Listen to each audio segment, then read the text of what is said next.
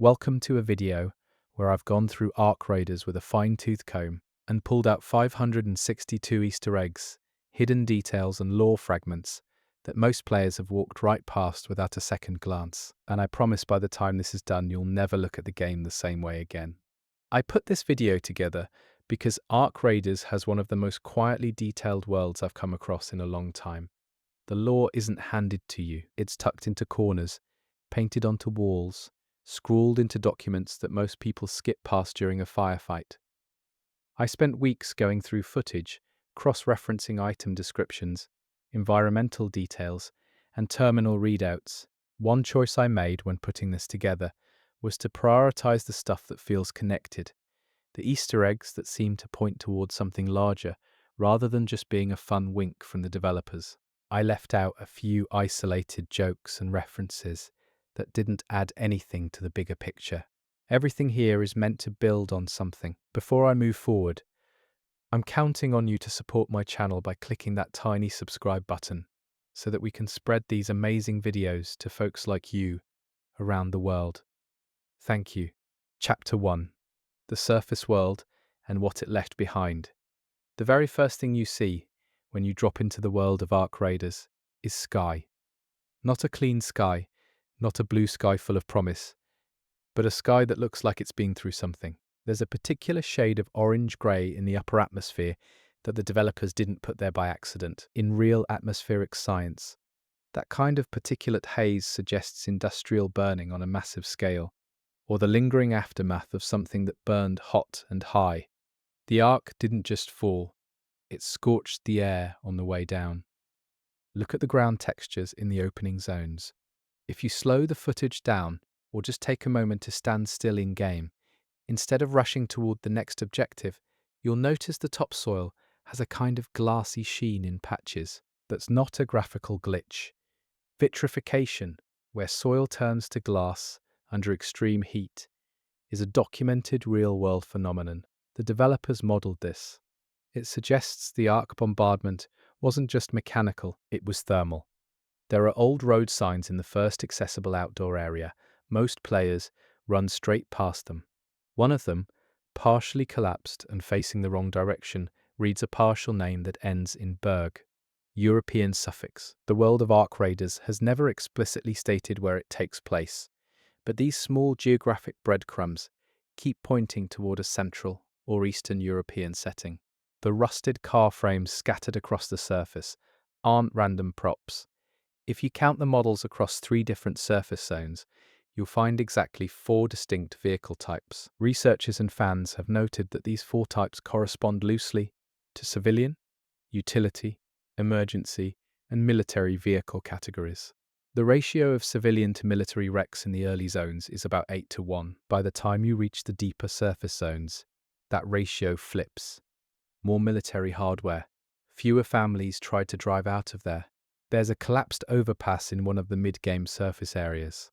Underneath it, on the concrete underside, someone has spray-painted a series of arrows. They all point in the same direction. If you follow that direction on the map, you end up at a location that has no objectives, no loot markers, nothing the game draws your attention to. It's just a broken wall with a handprint on it. Human-sized, low down, like a child's. The Ark debris fields are not randomly scattered. This one took a while to notice, but the larger chunks of Ark material form rough concentric patterns when viewed on a full map overlay. Not perfect circles, but close enough to suggest that whatever the Ark structure was before it fell, it had a radial design, spokes and rings, like a wheel or a station. One of the earliest environmental storytelling moments involves a small garden. You'll find it tucked behind a collapsed wall in a residential area. Someone planted it after the Ark fell. The plants are dead now, but the arrangement is deliberate. Rows, stakes, even a little fence made of sticks. Someone tried to grow food after the world ended. The care that went into modelling this small, doomed garden is the kind of detail that tells you the development team cared about the human cost of all this. Terminal logs scattered across the surface zones occasionally reference something called the pre-descent index, which appears to be some kind of economic or administrative catalogue from before the Ark arrived. The fact that there was time to create an index suggests the Ark's arrival wasn't instantaneous. There was warning. People catalogued what they had before it came. In the debris of what appears to have been a school building, there's a corkboard still mounted to a half-standing wall. The papers pinned to it are illegible in most lighting conditions, but at a specific time of the in-game day cycle, the sun hits it at a low angle, and you can make out what looks like a hand-drawn map. Student project, maybe, or something a teacher drew to help kids understand where the shelters were. The Ark Raiders themselves, the player characters, carry equipment that shows distinct wear patterns. Not the same wear on every character. The scratches and scuffs are unique per loadout origin. This is the game suggesting that this gear has a history, that it was used, traded, repaired, and used again before it ever ended up in your hands. There are birds in Ark Raiders. This surprises a lot of people who play the game at pace, because you have to be still and quiet, figuratively speaking, to notice them. They appear in specific locations and not others. The areas where birds appear are consistently the areas with the lowest concentration of Ark material. The developers used wildlife as a subtle environmental indicator of Ark contamination levels. One of the loading screen images, the ones that rotate while you're transitioning between zones, shows a silhouette of a figure standing on a high point, looking at the sky. The Ark is visible in the image as a distant glow. The figure isn't armed, they're just watching. It's easy to read this as a moment of awe or terror, but given everything else the game hints at, it might be something else entirely. Recognition. Maybe, like they've been waiting for it. Scattered throughout the surface world are small glass bottles, sealed with rolled paper inside. You can't open them in-game. They're just objects. But the fact that they're sealed and contain paper means someone was trying to preserve a message. Whether those messages are ever readable or whether they connect to anything larger is one of those threads the game leaves dangling. The water in Ark Raiders is almost always still. Rivers, puddles, flooded basements, it's all glassy and motionless. Real water moves.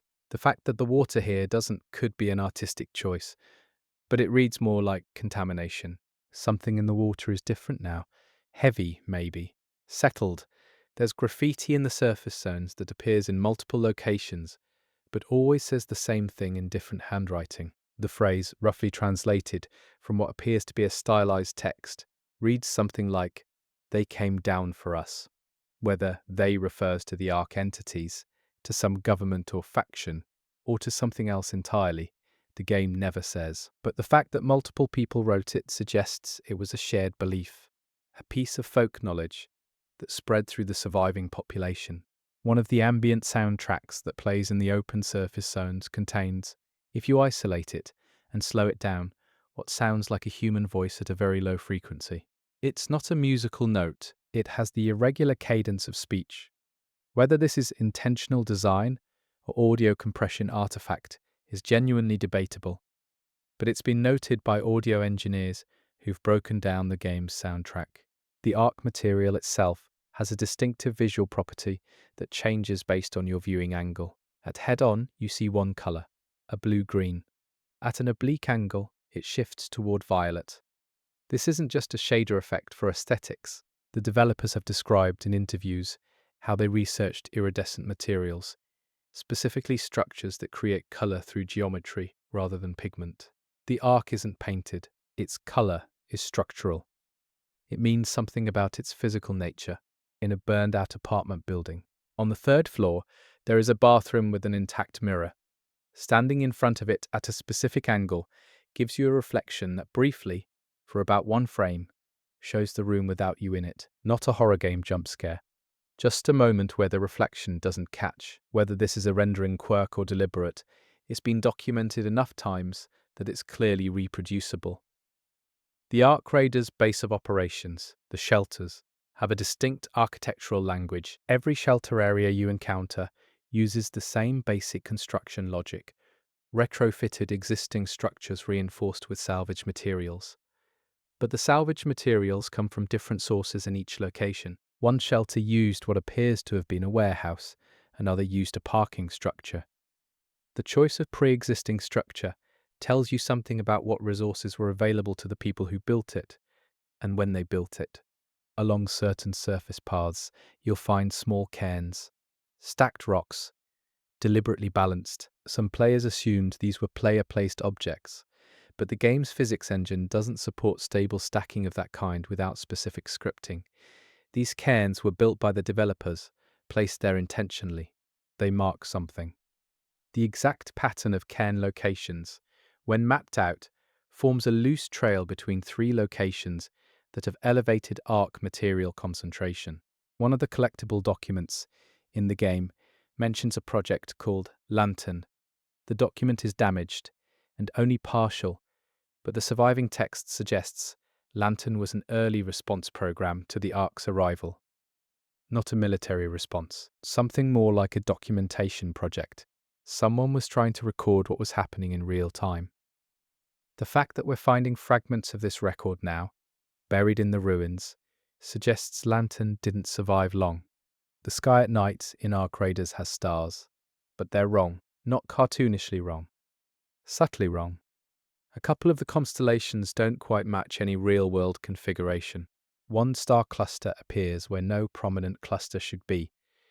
The developers haven't commented on this. It might be artistic simplification, or the game might be set in a future where the sky itself has changed, or in a location where the atmospheric distortion has shifted what's visible.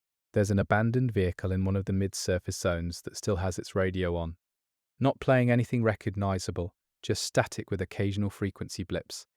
But the blips follow a pattern. Short, long, short, long. It's not Morse code exactly, but it's close enough to make you wonder. The pattern doesn't repeat perfectly, which either means it's random or means it's encoding something more complex. Throughout the surface world, there are what appear to be survey markers, bright orange plastic stakes in the ground. In normal game contexts, survey markers mean someone was mapping or planning construction. In Ark Raiders, they appear in locations that don't obviously benefit from surveying. In the middle of debris fields, at the edges of craters, on rooftops. Someone was measuring something very specifically, and they did it after the Ark arrived. In the shelter system, there are bulletin boards covered in handwritten notes and photographs. The photographs are rendered as low-detail objects that you can't examine closely, but in a few specific lighting conditions. Some of the photos show shapes that are recognizable as faces, not generic faces. These have consistent features across multiple photos in multiple shelters. The same people, appearing in different places, as if someone was tracking specific individuals or commemorating specific losses. There is a section of wall in one of the accessible underground tunnels where someone has written numbers in chalk, long strings of numbers. They continue for about 4 meters of wall space. Players have tried to decode them as coordinates, as dates, as encrypted text. The most compelling theory so far is that they're a record of something counted over time. Population numbers, maybe, or ration counts. Something someone felt needed to be kept track of precisely. The Ark entities, the actual Ark machines or constructs that players fight, have a sound design element that's easy to miss. Their audio signature changes based on how many of them are near each other. Solo Ark units make one kind of sound. Groups of 3 or more produce a harmonized version. It's as if they're communicating in aggregate, their individual signals merging into something more complex when they cluster. One of the early zones has a collapsed church. Inside, the pews have been rearranged. Not destroyed, rearranged. Someone took the time to move them into a rough circle, facing inward. There's no altar in the circle, just an open space. Whatever ceremony or gathering this space was reconfigured for, it wasn't the original one. Something replaced what this building used to be for. In the crafting and upgrade system, there's an item called pre-full components, and the description mentions that these parts come from infrastructure that was installed in the decade before the Ark's arrival. The phrasing is careful. Installed, not built or developed. Installed suggests these components were placed deliberately, that someone was putting them there. Whether that's just bureaucratic language or something more suggestive is left entirely to interpretation. There is a sequence in the game where you pass through an area that has clearly been cleaned, not abandoned, cleaned. The debris has been moved to the sides. The floor has been swept. A path has been created through the wreckage. Someone came back here after the worst of it, and they tidied up. The path leads to a locked door. The door has no visible lock mechanism. It opens inward. Some of the Ark material fragments that serve as collectible resources have microscopic text on them. You can't read it in standard gameplay, but players who have captured high-resolution footage and zoomed into the texture files have found repeating sequences. The text appears to be numeric, and the numbers, when arranged in order, describe what could be a mathematical progression. Whether this is a developer joke, a background texture they forgot about, or an actual clue, it's the kind of detail that earns this game its reputation. The shelter walls are often decorated by survivors, murals mostly. Some are optimistic, some are clearly the work of children, but there's one mural that appears in multiple shelters, always in slightly different artistic styles, as if different artists were copying a shared reference. It shows a figure reaching upward with both arms, not toward the Ark. The figure is reaching toward something that isn't depicted. The absence of what they're reaching for is the most interesting part. In one of the higher risk surface zones, there's a functioning clock tower. The clock is stopped, which is unremarkable. What's remarkable is what time it stopped at. Not a symbolically significant time like midnight or noon, something oddly specific, like 4:17. That specificity suggests an actual moment was being commemorated. The real question is what happened at 4:17.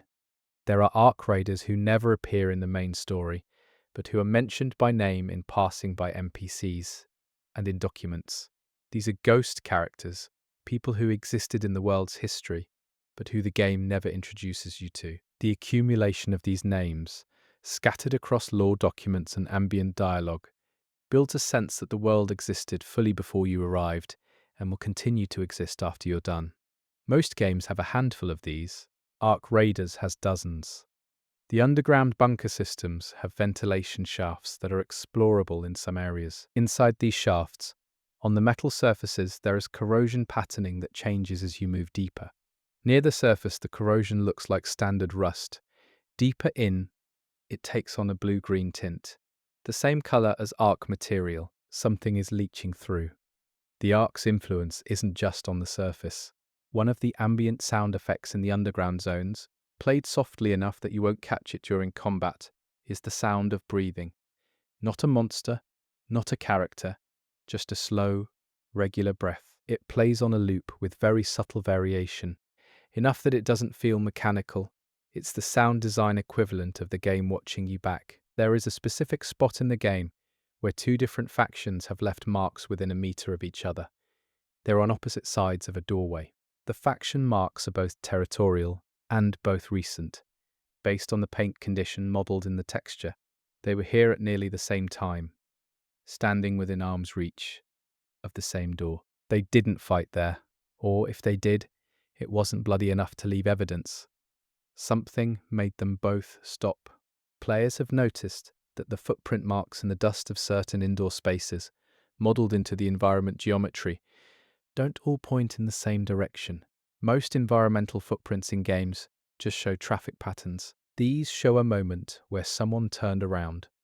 They came in, got most of the way across the room, and then turned back. What was in that room that made them change their mind? The Ark itself, the massive structure in the sky that defines the game's entire reality, has details in its silhouette that shift over extremely long play sessions. Not moment to moment, but over hours, the outline appears to change slightly.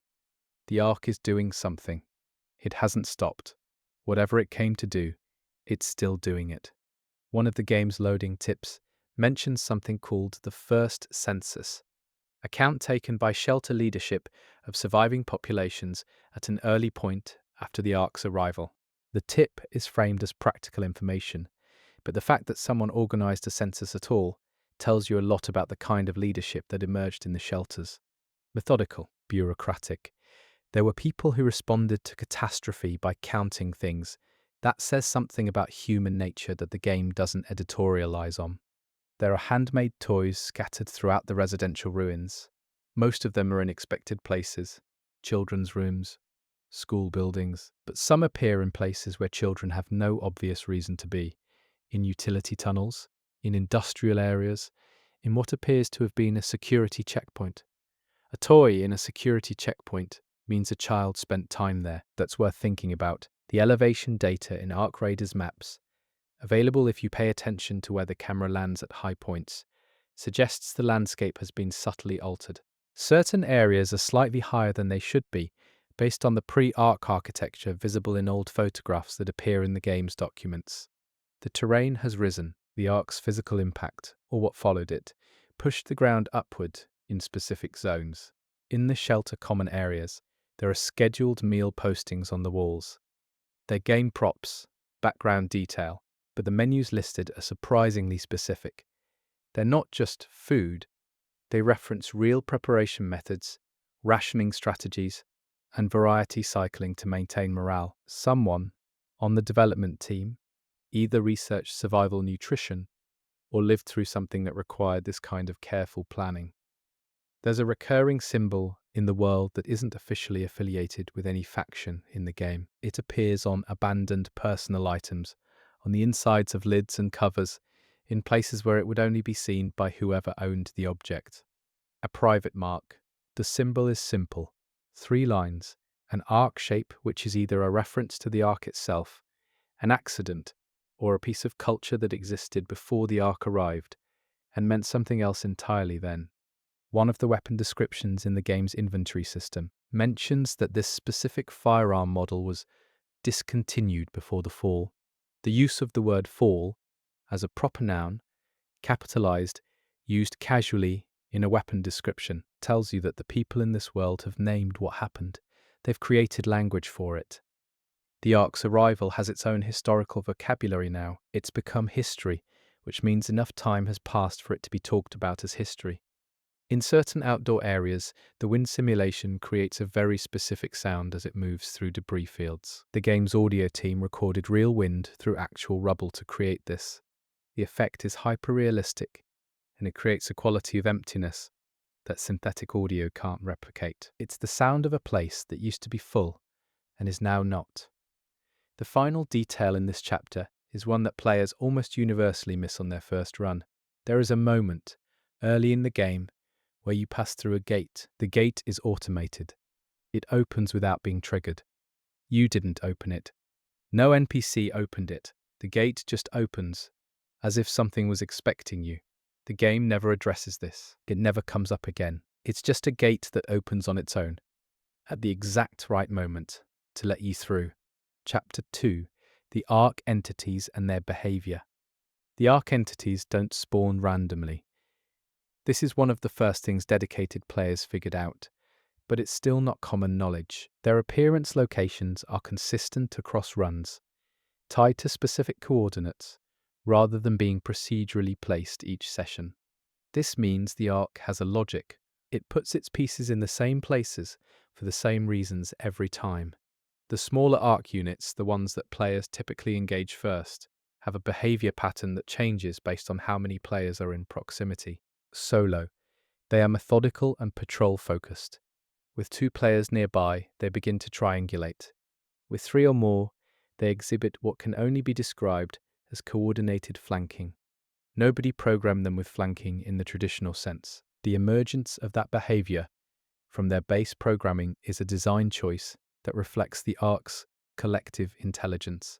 There is a class of Ark entity that appears only during specific weather conditions in the game world, not common weather, a specific combination of low visibility and ambient audio that suggests something between fog and static. In those conditions, a type of unit appears that doesn't behave like anything else in the Ark's apparent roster.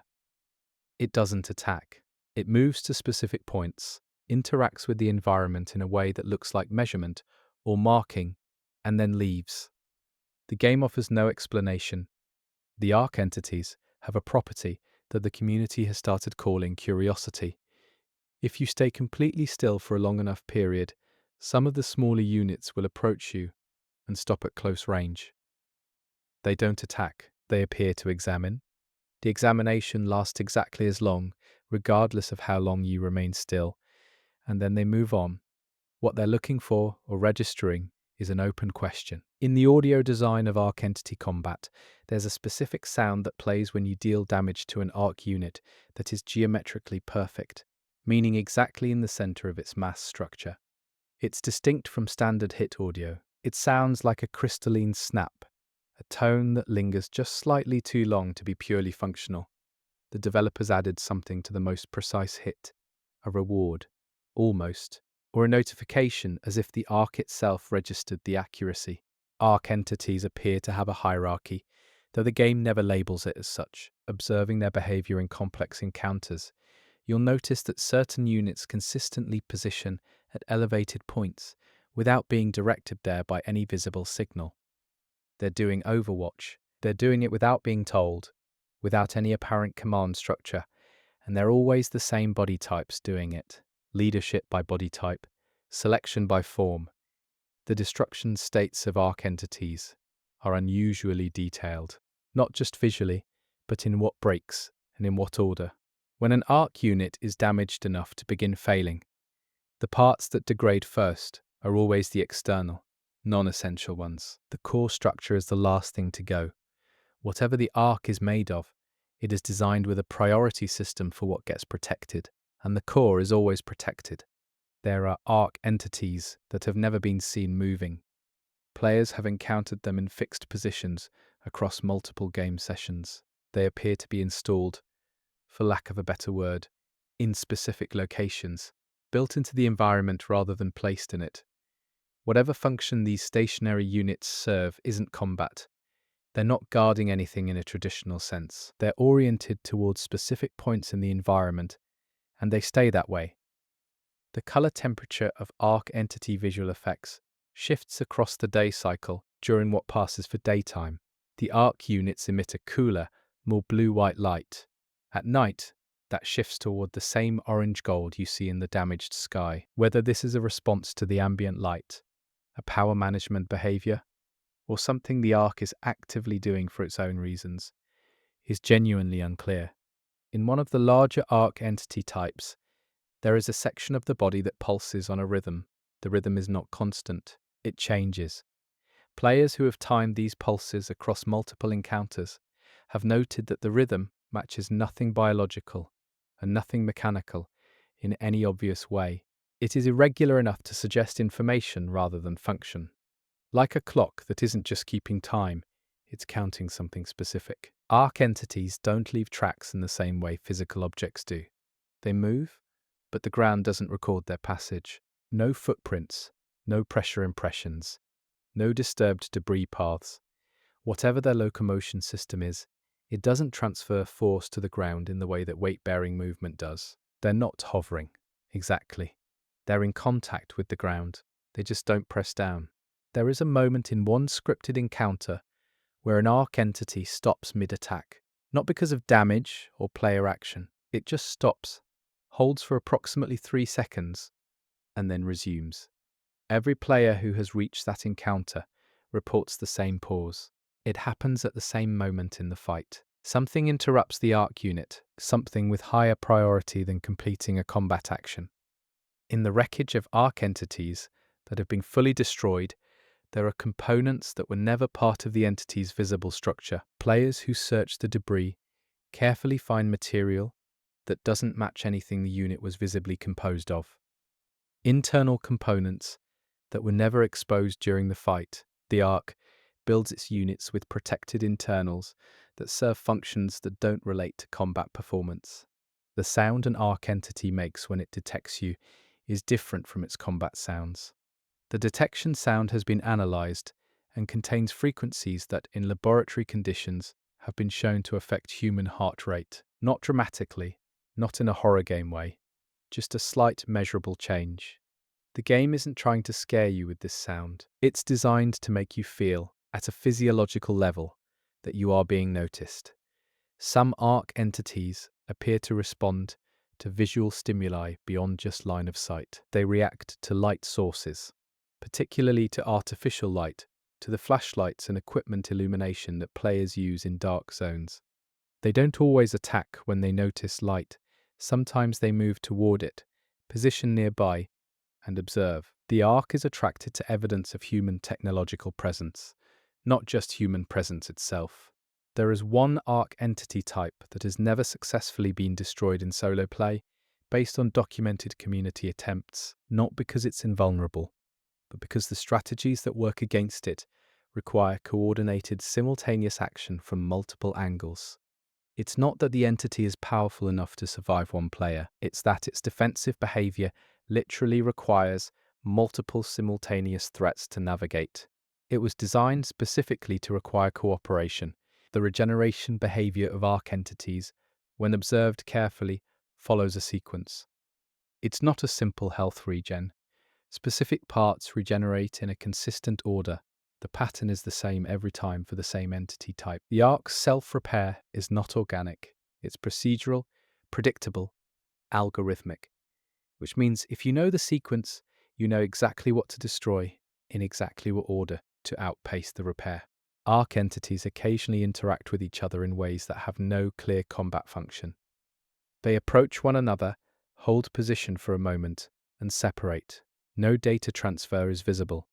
No change in behavior follows immediately. Whatever is happening in these moments, it isn't tactical. It looks like communication in the most stripped-back sense. Something shared, something acknowledged, something passed.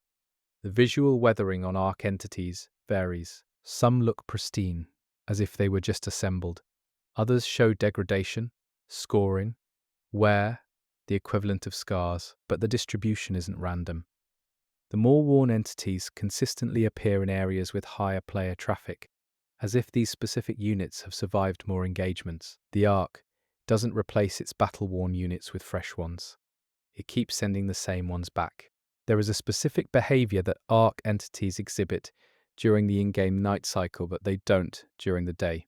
They pause, collectively, at a moment that corresponds roughly to what would be local midnight. The pause is brief, less than a second, but it's synchronized. Every Ark entity on the map pauses at the same moment, then they continue. What coordinates a simultaneous pause across every Ark unit simultaneously is one of the most unanswered questions in the game's lore. The Ark entity's pathfinding avoids specific environmental features. Not walls, not obstacles in a general sense, but specific features. There are doorways that Ark units will not pass through, even in active pursuit. Certain threshold types. Players have mapped these thresholds, and they share characteristics that aren't obviously architectural. They tend to be locations where two different structural materials meet, concrete to metal, for example. The Ark won't cross a material boundary in certain contexts.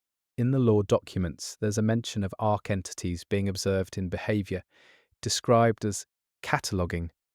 The writer of the document, an observed researcher in a pre-shelter facility, noted that certain units were moving through a space and stopping at regular intervals in a pattern that looked like inventory taking, moving through a room, pausing at significant objects, continuing. The researcher's conclusion was that the Ark was making a record of what it found, documenting the human world. There's an Ark entity that players have found in a completely non-interactive state deep in one of the underground zones. Not damaged, not powered down, just still. It doesn't respond to player presence, to weapons fire, to anything. It's in a position that looks like rest, if that concept can apply to an Ark unit. The game doesn't flag it as a special encounter. It has no context, it's just there, motionless. In the dark, in a place where it has presumably been for a very long time. The Ark entities that operate near the Ark structure itself, the ones in the highest risk zones closest to the primary Ark mass, move differently from units encountered farther out. They're faster, but not in a simple speed multiplier sense. They're more economical. Their movements have less redundancy. No overshoot, no adjustment, just direct, efficient motion from point to point. Proximity to the Ark refines them. Players have noticed that Ark entities appear to age between game sessions. Not visually, but behaviorally. An entity encountered in the same location across multiple sessions will, over time, be slightly better at dealing with player tactics that have been used against it before. It learns between sessions. Whether this is an AI development feature or an intentional lore element, the implication is the same. The Ark is paying attention to what you do to it. One of the Ark entity attack animations contains one frame, where the attacking appendage forms a shape that is geometrically identical to the symbol that appears privately on survivor objects throughout the game, the same three-line arc shape. One frame of animation in a combat sequence that echoes a human symbol. Whether the animation team put that there deliberately, and what it would mean if they did, is the kind of question that keeps you up at night. In the data gathered from broken Ark units, there are components labeled in the game's lore documents as memory arrays. The label is applied without explanation in the documents, as if the writer considered it self-evident. Ark units store memories. Of what, how, and what they do with them is unaddressed. But the fact that someone with knowledge of the Ark's internals named these components memory arrays rather than anything more mechanical is a choice that carries weight. The very largest Ark entities, which appear only in specific high-tier zones, don't make the sounds you'd expect from their scale. Large machines make large sounds. These make quiet sounds. The louder they look, the quieter they are. There's a whisper to their movement that their size makes viscerally wrong. The wrongness is intentional. Something about the Ark's engineering inverts the expected relationship between scale and sound. Ark entities that have been damaged but not destroyed exhibit a specific behavioral change. They retreat, but not in a direction that takes them away from you. They retreat to a location that gives them better positioning. Every damaged Ark unit makes the same trade: give up close proximity for better tactical geometry. They don't flee, they reposition. There's no fear in Ark behavior, only calculation. And the last detail in this chapter is this. There is an Ark entity that, according to community records, has only been seen 3 times by 3 different players in 3 different sessions, and never again. It's large enough to be unmistakable. It doesn't behave like any other Ark entity. It was moving, according to all 3 accounts, in the same direction, toward the edge of the accessible map, toward something that isn't in the playable zone. Whatever the Ark is building toward, some of its units are already heading there. Chapter 3. The Shelter Stories.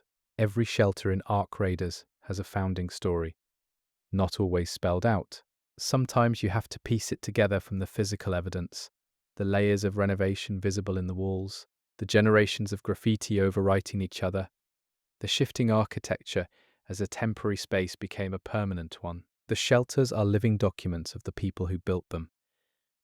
There's a shelter that began as a subway station. You can still see the original platform markings under later flooring, the color-coded lines that told commuters where to wait.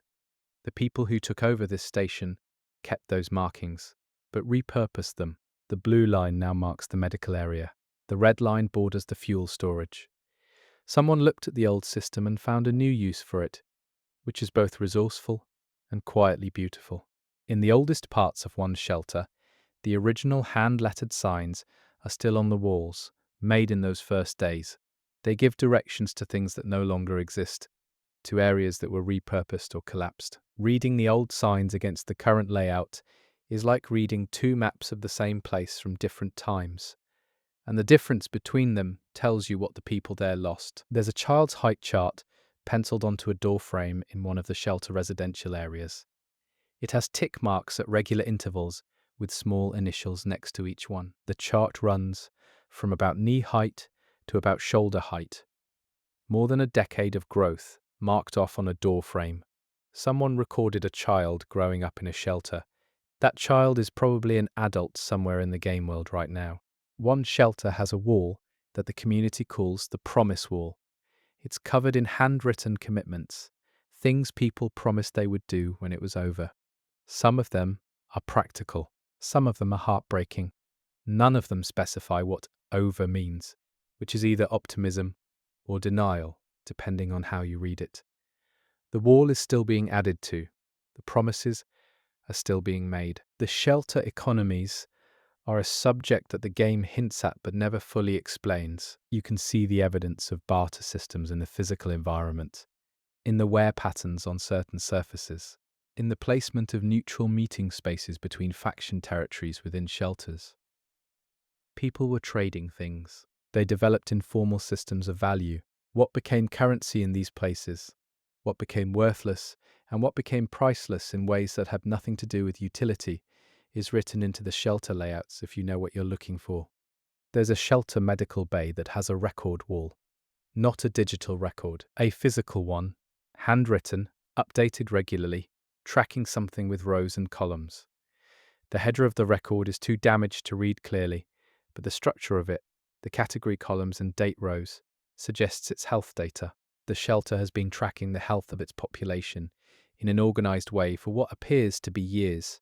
The record is long. Most of the entries are small. Some are not. In one shelter kitchen, there's a corkboard with recipe cards.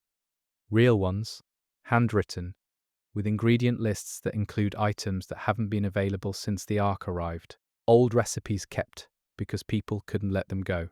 Some of them are annotated with substitutions. Use dried instead. Skip the second cup. Half is enough. The recipes are being adapted in real time as ingredients change, which is both practical and a form of cultural preservation. The shelter workshop areas show evidence of manufacturing that goes beyond survival necessities. Yes, there are weapon repairs and structural reinforcements and utility tools, but there are also objects that have no survival function. Decorative items, musical instruments in various states of repair, art supplies. The shelters aren't just keeping people alive, they're keeping people human. There's a shelter that appears to have experienced a significant internal conflict at some point in its past. You can read it in the physical evidence. Certain areas have been rebuilt with different materials than the surrounding structure. Some walls have been reinforced from one side, suggesting a barricade. The current shelter community appears stable, but the bones of the place remember something harder. One shelter has a clock tower of sorts, built from salvaged clock faces, arranged so that at least one of them can be seen from anywhere in the main common area. The clocks don't all show the same time. They're not synchronized. Whether this is because the makers couldn't synchronize them, or chose not to, is a detail the game leaves open. A shelter, where every clock shows a different time, has a complicated relationship with time. In the deeper shelter levels of one location, there are cells, not prison cells exactly, more like isolation rooms. They were clearly added after the initial construction, built into space that was originally open. The doors are strong. The locks are on the outside. The shelter had to make a decision at some point about what to do with people who couldn't be in the general population. And these rooms are what came of that decision. They're empty now. There's a notice board in one shelter that posts assignments, work details, patrol schedules, maintenance rotations. The assignments are hand-lettered and updated, with old ones papered over by new ones. If you peel back the visual layers in-game, the edges of older notices are visible behind current ones. The oldest visible layer shows different kinds of assignments than the current ones. Early on, people were assigned to look for survivors. The looking has stopped. One shelter library is one of the most quietly affecting spaces in the game. It's a modest room filled with salvaged books, mix of genres, arranged with no particular system but with care. Some books have names written inside the covers, ownership marks from before. People brought their books to the shelter, and those books outlasted the people who brought them. The library is living off the reading habits of the dead. The shelter nursery in one location is cheerfully decorated in a way that must have taken significant effort. Murals painted by someone with real skill, depicting animals and simple scenes. In the corner, if you look carefully, one of the mural animals is not like the others. It's the right style. It belongs. But it's an animal that doesn't exist. Something between familiar things. Someone snuck a creature of their own invention into a children's room, and it's been there ever since. There are shelter elders referenced in NPC dialogue and lore documents. People who remember the world before the Ark. These figures occupy a specific social function in shelter communities. They're not necessarily leadership. They're something more like memory keepers. The game suggests, through passing references, that being old enough to remember the old world is a kind of social currency in the shelters, and that this currency is running out as the generation that remembers grows smaller. In one shelter, there's a room that nobody uses but nobody dismantles. It's set up as it was when someone occupied it. Personal effects arranged. Work in progress on the table. The door is marked with a symbol. NPC dialogue doesn't explain the room directly, but the implication across multiple exchanges is clear enough. The person who lived here left on a run and didn't come back. The room has been left as is, as a form of acknowledgement. The shelter can't afford the luxury of mourning, so they preserve instead. The shelter names themselves are interesting. Each shelter in the game has a name used by its inhabitants. None of them are named after their founders. They're named after places, concepts, or objects. One is named after a compass direction. One is named after a material. One is named after a word in a language that isn't the shelter's apparent primary language. The naming conventions suggest the inhabitants were reaching for something external to themselves to anchor their identity to. There's a shelter celebration record, a list of dates with descriptions kept on a dedicated board in the common area. The celebrations on the list include birthdays, work anniversaries, and record-setting events. There's also a category the list calls firsts, and the entries under it include things like the first time the power ran overnight without failure, the first time a child born in the shelter learned to read, and the first successful long-range trade with another shelter. The firsts list is the shelter's history of progress, told in moments of humble, specific relief. One shelter has a tradition that's visible in the physical environment. If you look for it, every door in the shelter has a small mark on the frame. Not the same mark, but in the same location on every frame. The marks are different for different doors. Some look like signatures, some look like symbols. The tradition appears to be that whoever repairs or rebuilds a door leaves their mark on it. The shelter has a way of recording who did the work. In the deeper archives of one shelter, there are documents from the first year after the Ark's arrival.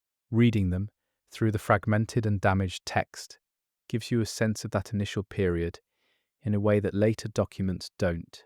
The early documents are written in a state of shock that later documents have processed out of. The writing changes as time passes. It becomes harder, more bureaucratic.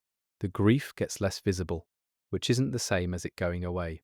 There's a shelter whose power supply is documented in a maintenance log left accessible in-game. The log spans years. Reading the entries chronologically tells you a story of a power system that was cobbled together from incompatible sources, that failed in regular ways, that was fixed each time by someone who became progressively more skilled at fixing it. By the later entries, the fixes are confident and brief. Someone became an engineer in that shelter, through practice, in the dark. One shelter has what appears to be a justice system, not obvious, not labelled, but readable in the physical evidence. There's a room used for hearings, based on its seating arrangement.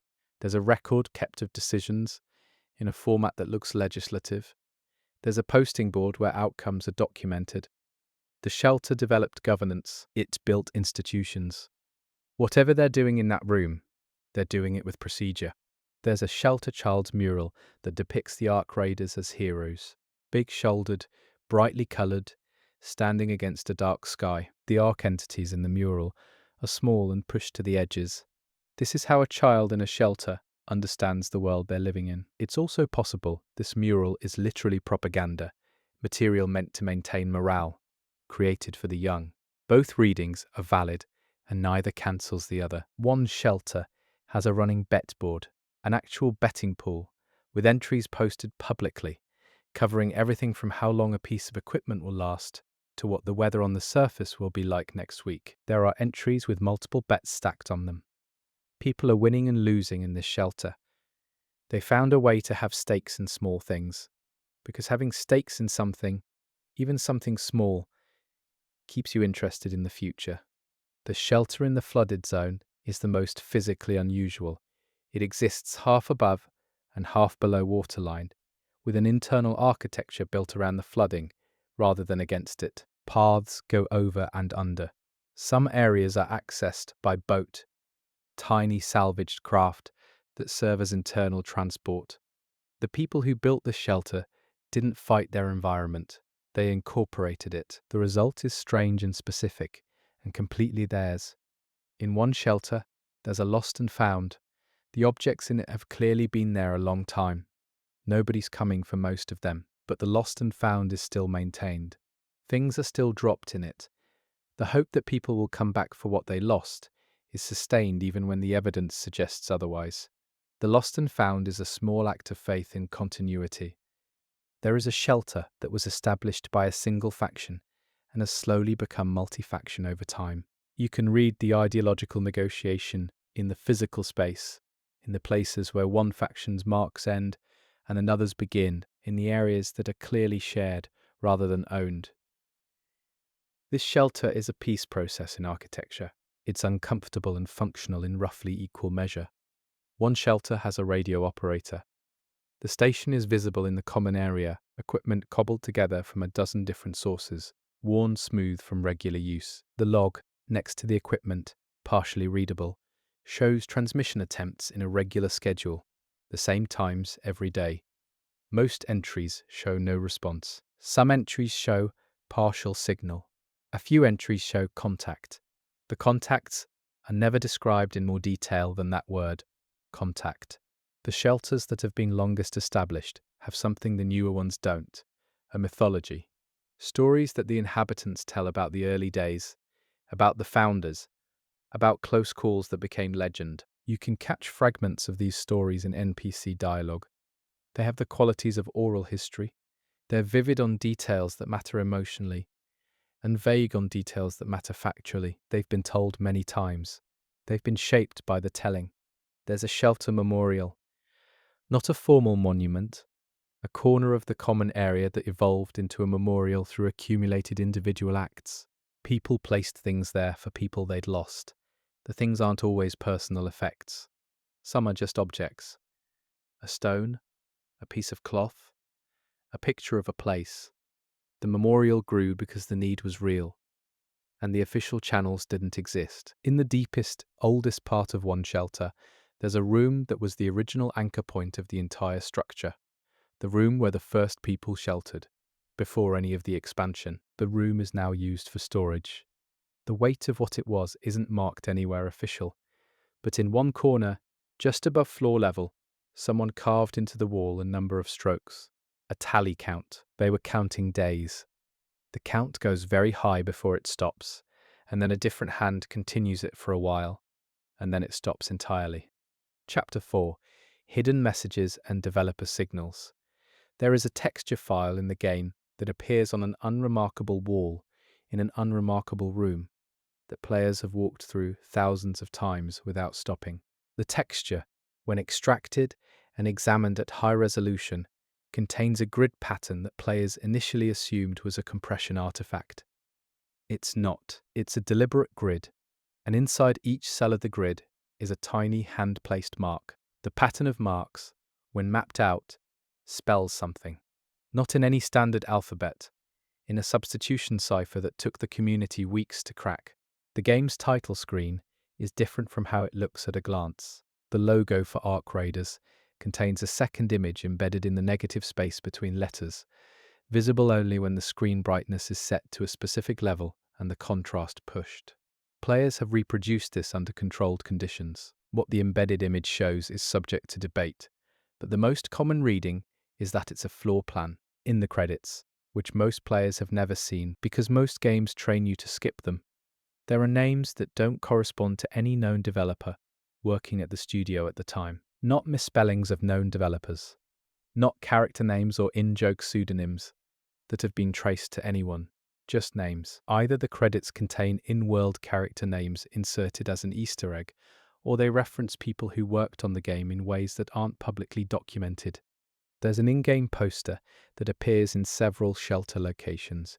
It looks like motivational signage, the kind that lines office walls. On examination of the full texture, the small print at the bottom of the poster, in the kind of text you'd never read in normal gameplay, contains a passage that reads as a set of instructions. The instructions are formatted like a to-do list. Item 3 on the list says, "Confirm the second door is locked." The achievement names in Ark Raiders are worth reading in full. Not just the names, but the descriptions. Most achievement descriptions are functional, telling you what you did to earn them.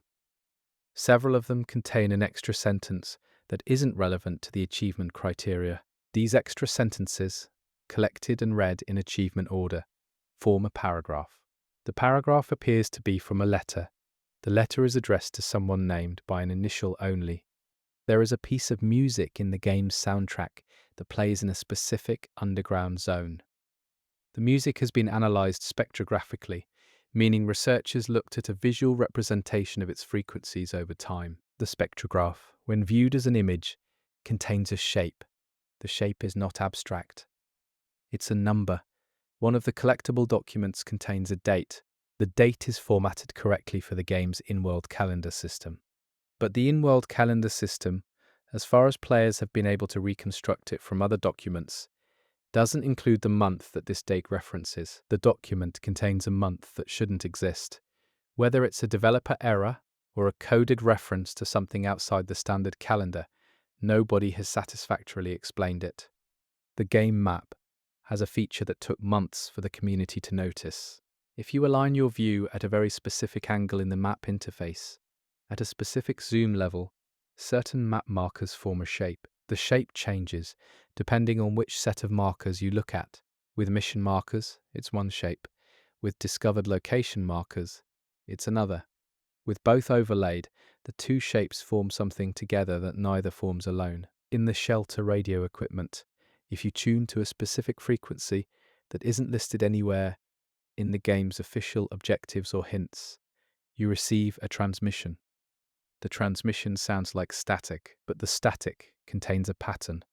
The pattern has been decoded by the community. What it says is specific, short, and raises more questions than it answers. The community has, in the interest of not spoiling the discovery, agreed to keep the decoded content behind a tag. That's how significant it felt. There are 14 loading screen images in the standard rotation. Players have documented every detail of all 14. One of them, the 8th in sequence if you track them carefully, contains an anomaly. A reflection and a piece of Ark material in the foreground shows a scene that doesn't match what the rest of the image depicts. The reflected scene shows different architecture, different lighting, and a figure that isn't in the primary image. The loading screen contains a window into a different place. The game's menu background is not static. At the resolution most players use, it looks static. But if you record the menu over a long period and examine individual frames, the background is very slowly, very subtly changing. Something in the menu background is moving in the most gradual way possible, over a time scale of real-world hours. What it's moving toward, and what it looks like when it completes whatever motion it's on, hasn't been fully captured yet. One of the items in the game's inventory has a serial number. Serial numbers in games are almost always placeholder text, XXXX or 000000. This one is a real seeming, specific, non-repeating number. Players have entered this number into various contexts, from game databases to real-world searches, and found one result in a public archive of old product documentation. The same number appears as a registration code for a piece of real-world industrial equipment. The equipment's listed manufacturer has a name that is also the name of a location in the game. The game's tutorial, which most players rush through, contains a puzzle that is never acknowledged as a puzzle. It involves a sequence of environmental interactions that most players do in random order. If done in one specific order, determined through trial and error by community members who noticed that the tutorial room's ambient sound changes based on interaction sequence, the room responds with an audio cue and a small visual change. Nothing is unlocked. Nothing is rewarded. The game simply acknowledges that you did it right. In the visual effects that accompany Ark material when it's disturbed, there are shapes in the particle effects, not consistent enough to be fully readable on any single observation. But over hundreds of recorded examples, the community has established that the particle shapes are not random. They cluster around specific geometries. They prefer certain angles. The Ark material, when disturbed, generates particles that trend towards shapes the rest of the game associates with Ark entity forms. One developer, in an interview that predates the game's release, mentioned that the team had hidden a complete conversation somewhere in the game world, distributed across objects that players would never think to read sequentially. The interview mentioned this as if it were a minor detail. Players have been hunting this conversation since the game launched. The leading theory is that the conversation is in the serial numbers and reference codes printed on in-world equipment and signage. Nobody has found the complete thread yet. There is a spot in the game where if you use a specific combination of equipment in a non-combat configuration, something in the environment responds. Not a game mechanic, not a puzzle designed to be solved.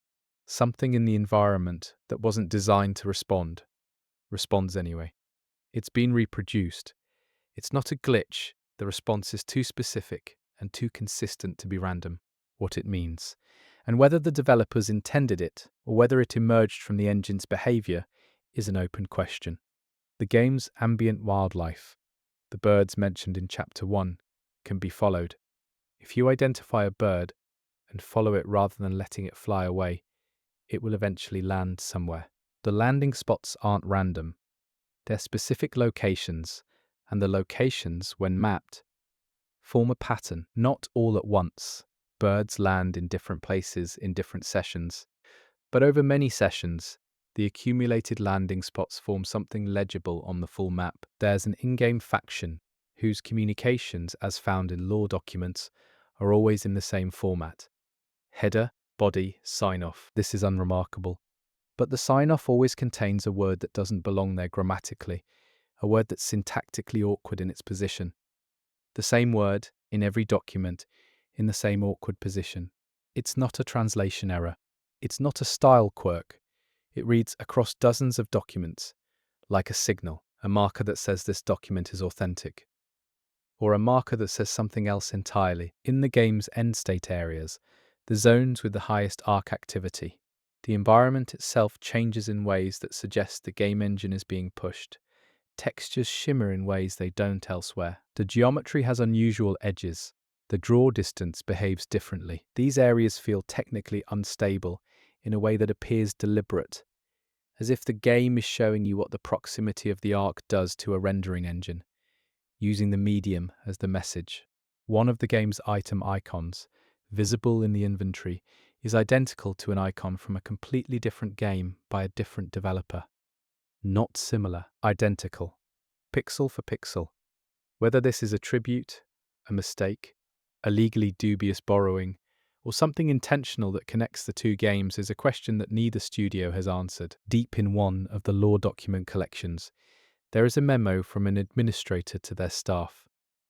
It discusses routine operational matters. Near the end of the memo, there is a sentence that doesn't follow from anything before it. It reads, "If the date on the counter matches the expected date, proceed with the secondary arrangement." No counter is referenced before this. No secondary arrangement is defined. The sentence is there, uncontextualized, in the middle of a mundane administrative memo. The sound design of the menu interface contains a frequency that's below the normal range of human hearing at standard volume. At elevated volume, some people can hear it as a low hum. Audio analysis reveals this subfrequency isn't random noise. It has structure. It oscillates in a pattern that, if transposed upward into the normal hearing range, sounds like a word. The word, agreed upon by most of the analysts who've worked on it, is the name of a location. There is a building in the game world that has no interior. The doors are closed. The windows are sealed.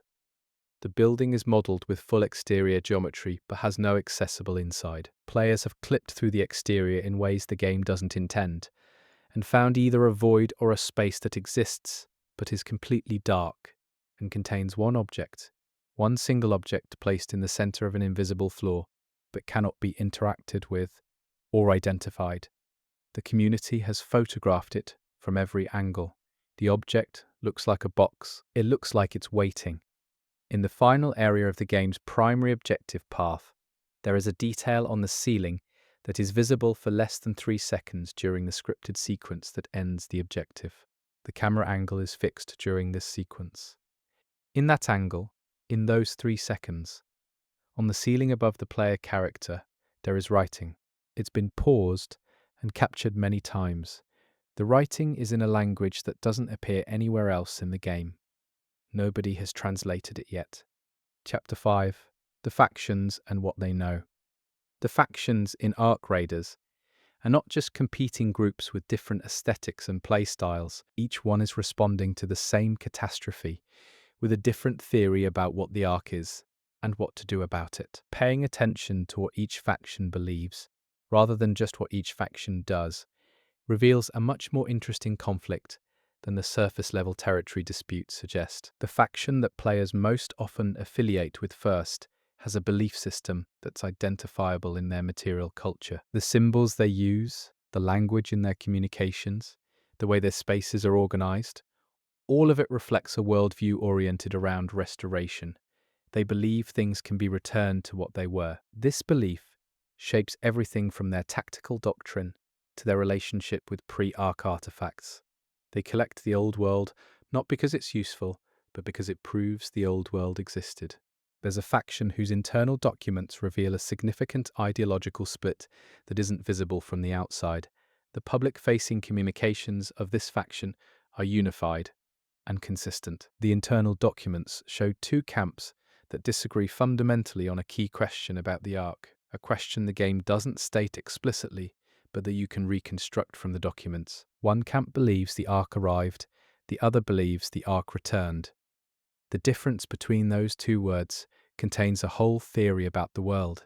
One faction has a practice that's visible in their physical spaces.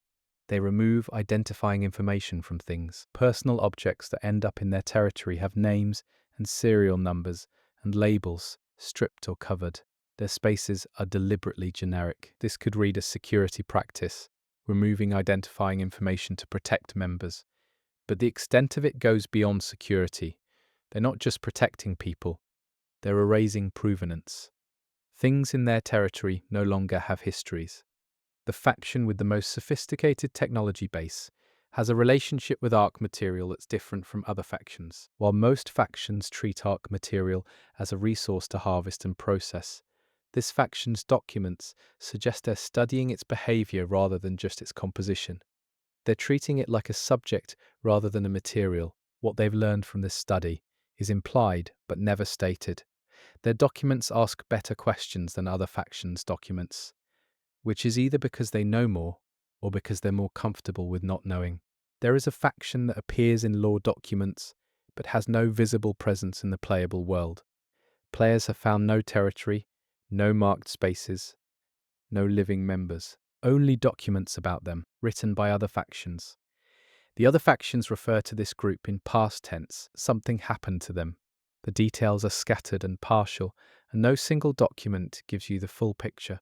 But the most complete reconstruction suggests they were the first faction to make direct contact with the Ark. They don't appear to be around to discuss what they learned.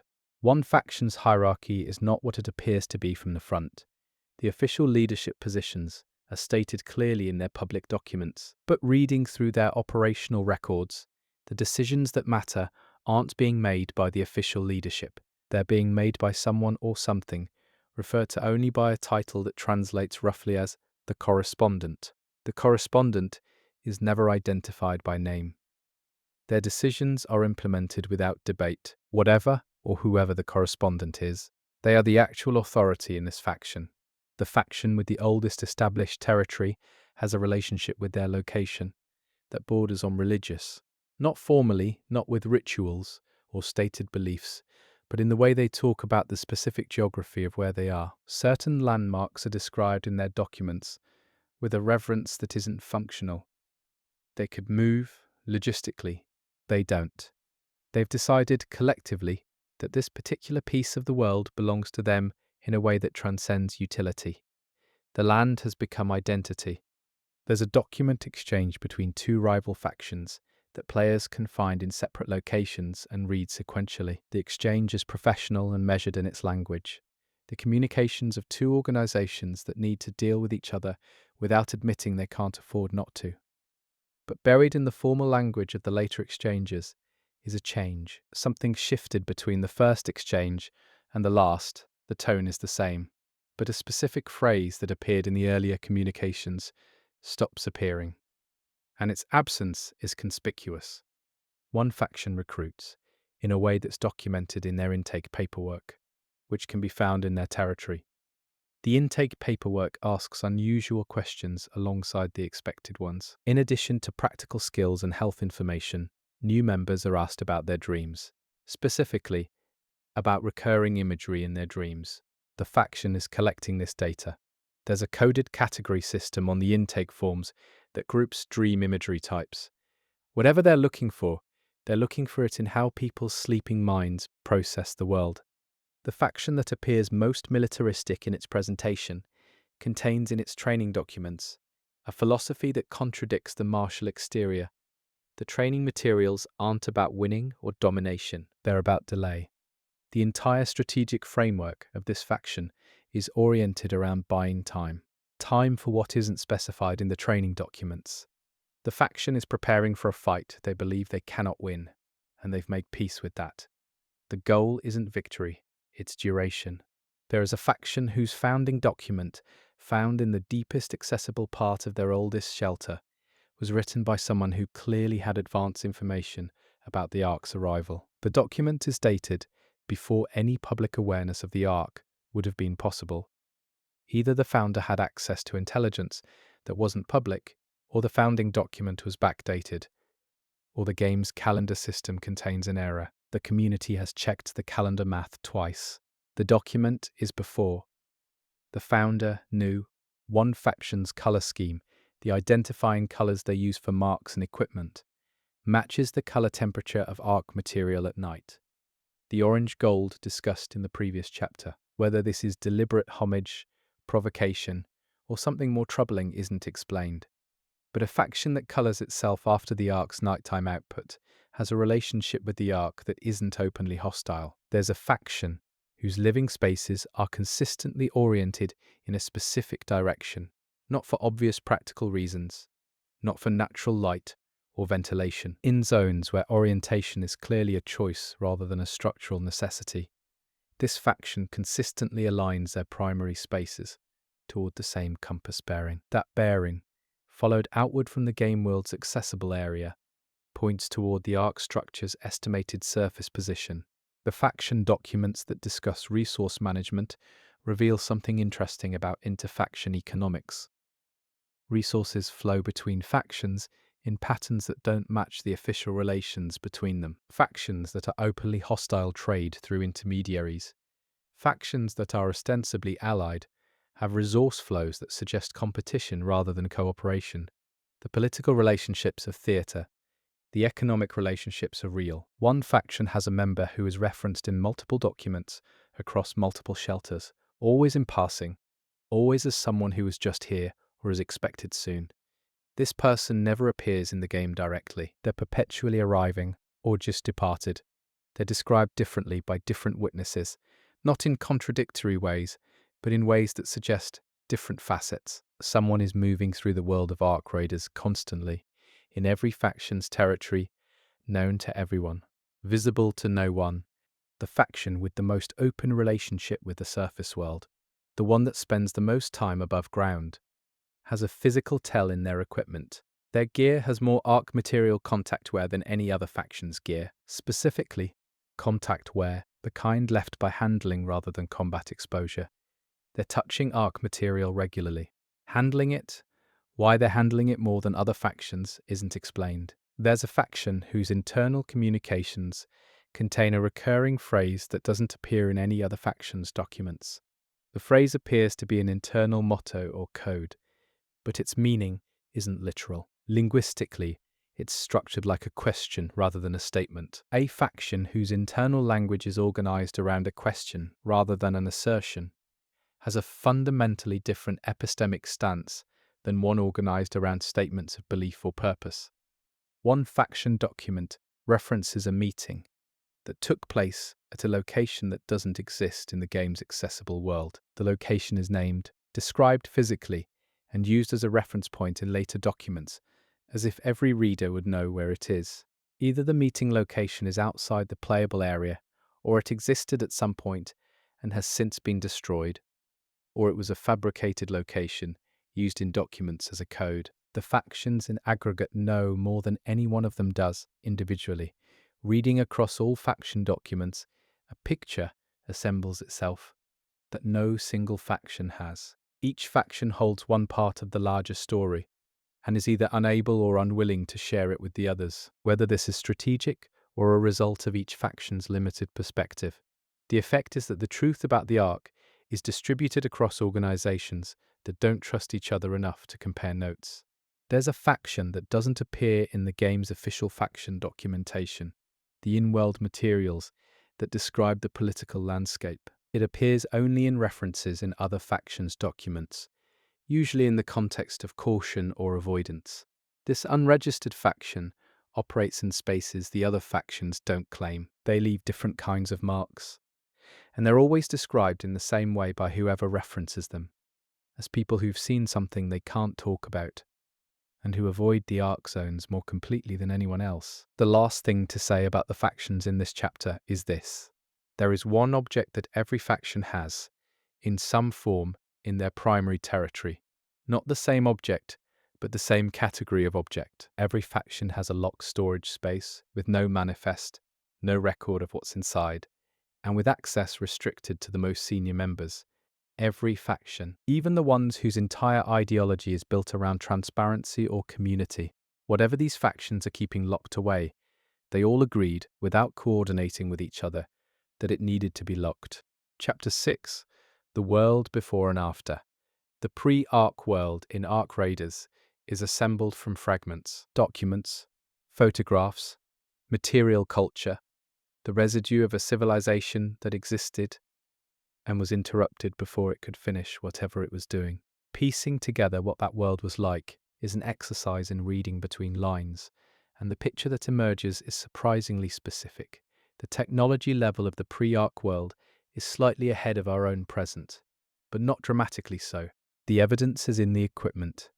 Processing power, material science, energy systems that appear in the game's older tech are ahead of what exists today, but recognizably descended from current trajectories. This wasn't a far future civilization. It was close enough that the loss of it feels proportionally more disorienting. There are photographs in the game world that show the pre-Ark surface. They're rendered as small, low-detail objects, but a few are positioned in ways that let you examine them. The photographs show a world that looks like ours with small changes. The architecture is familiar. The urban density is familiar.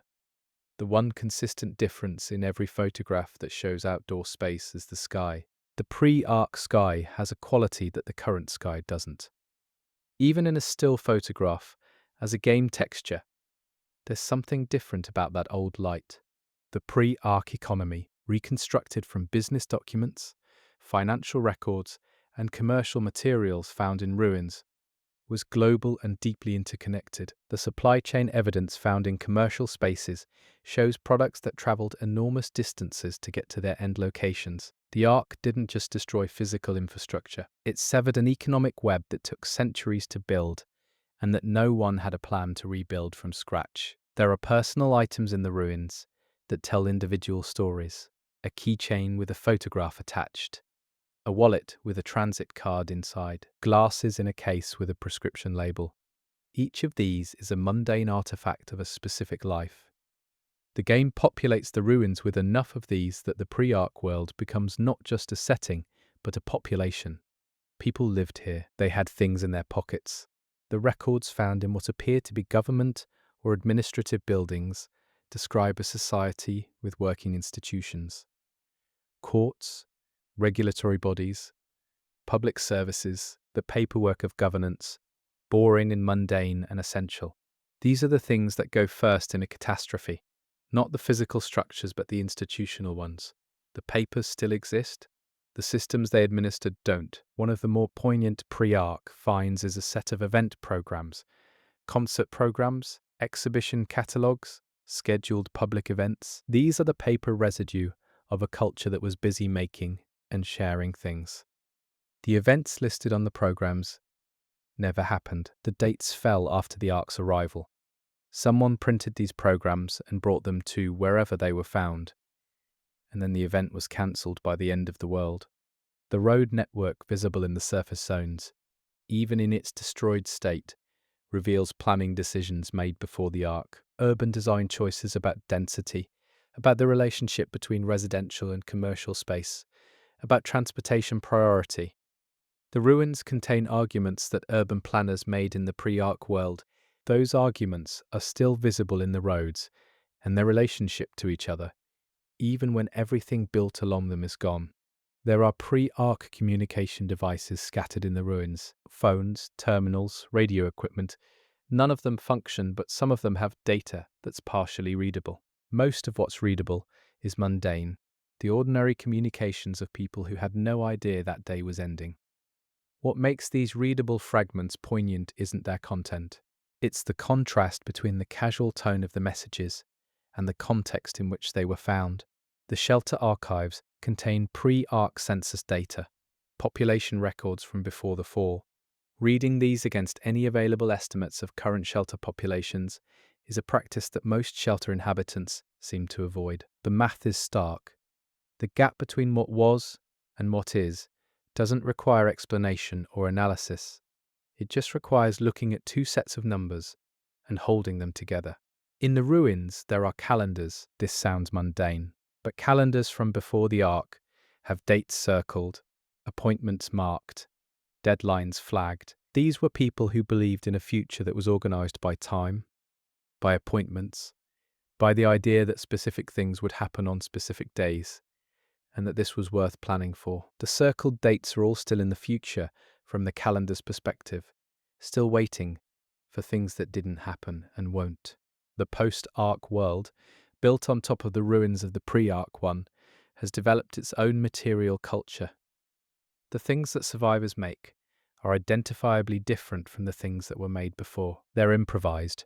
Where the old things were manufactured, they carry maker's marks in ways that factory goods don't. Someone's hands were specifically involved in making these things, and that specificity is visible in the result. The post-Ark world makes things differently because it has to, and in that necessity, a different kind of craft has emerged. The language in post-Ark documents is different from pre-Ark language in ways that go beyond vocabulary. The sentence structure changes, the emotional register changes. Pre-Ark documents take permanence for granted. Post-Ark documents are written by people who don't assume the document will survive, or that there'll be a reader, or that context will persist. Post-Ark writing is denser on the meaningful details and sparse on the assumed ones, because nothing can be assumed. One of the most striking environmental details of the post-Ark world is how quickly nature has moved. Vegetation growing through concrete, root systems disrupting foundations, plants in places where plants had no business growing in the old configuration of the world. The post-Ark world is being reclaimed in the ecological sense, with an aggression that suggests the pre-Ark world suppressed this natural growth more completely than anyone consciously noticed. The Earth was waiting. The social structures of the post-Ark world are in small ways more honest than the pre-Ark ones visible in the records. The shelters can't afford most of the social fictions that pre-Ark society maintained. Hierarchy is more visible. Value is more explicitly negotiated. What people actually believe about each other and about the world is more likely to be stated directly, because the cost of managing social performance when resources are scarce is too high. The post-Ark world is harder and in some ways more legible. There are Ark Raiders who have no memory of the pre-Ark world. They were born in shelters, grew up in the post-Ark reality, and have only the documents and stories of older survivors as a window into what was lost. The game hints at this generational divide in NPC dialogue. For the shelter-born, the pre-Ark world is history. For the survivors, it's last week. The difference in how they talk about it isn't subtle. In the interface between pre-Ark and post-Ark material culture, There are objects that have been repurposed so completely that their original function is no longer apparent. A trophy now holds candles. A child's ride-on toy has become a wheeled cart. A decorative object serves as a doorstop. The post-Ark world didn't destroy the old world's objects. It absorbed them, changed them, made them functional in new contexts. The old world is still here, but doing different things. There are areas in the game world where pre-Ark and post-Ark construction physically touch. The boundary between the old and the new is visible in the materials, in the quality of the joins, in the different vocabularies of two different eras of building. At these boundaries, you can see the moment when the old world stopped and the new one started, rendered in concrete and metal and wood. The pre-Ark institutional buildings that have been adapted into shelter use have a quality that newer constructions lack. They were built to last. Post-Ark construction is built to work, which is a different design goal. The old buildings are structurally superior and architecturally confident. The new additions are pragmatic and humble. The combination, an old frame with new improvised insides, is the physical metaphor for the whole situation. There is a pre-Ark Muse archive, partially accessible in one of the game's location finds. The headlines visible in the archive don't mention the Ark. The most recent dates in the archive are very close to the Ark's arrival, and the coverage is about ordinary things: political disputes, economic indicators, weather, sports. The world was entirely occupied with its own ordinary concerns, right up until the moment it wasn't. The archive is a record of history, not knowing it was about to end. One final note on the world before and after. There is an object in the game that exists in both time periods.